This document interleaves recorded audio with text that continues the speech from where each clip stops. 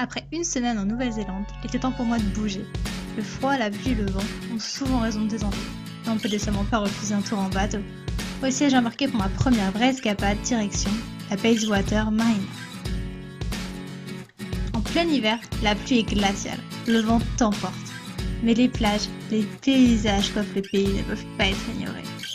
Mais surtout, aucun de ces événements météorologiques ne réussit à me faire détourner les yeux de ces îles, qui s'égrènent une à une, toutes plus belles les unes que les autres.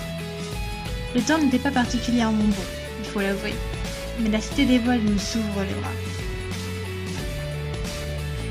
La Sky Tower, le Central Business District, le Harbour Bridge, tout paraissait à portée. Et une fois passé la ville, la mer nous offrait ses trésors verdoyants.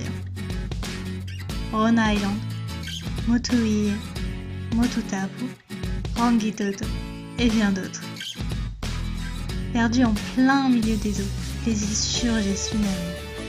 Superbes, grandioses, et je n'arrive même plus à en détourner les yeux. Nombreux sont les kiwis, voguant sur ces eaux sublimes et turquoises. D'ailleurs, Auckland possède le plus grand nombre de bateaux par habitant. Et au bout de quelques heures seulement à voguer en mer, tu comprends très vite pourquoi. Si la ville et le pays regorgent d'endroits où tu lèves les yeux en souriant, la baie arrive à te happer corps et âme. Tout est à la fois sauvage et urbain.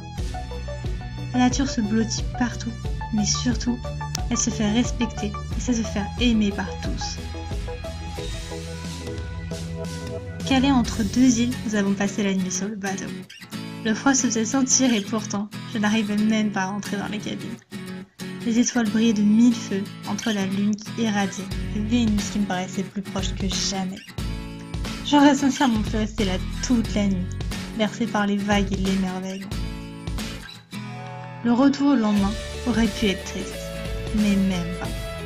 S'il y a bien une chose que j'ai appris en Nouvelle-Zélande, c'est que le temps changeait en quelques minutes à peine. Et si c'est un peu déstabilisant au départ, au moins ça offre l'opportunité d'observer une poignée d'arc-en-ciel sublime.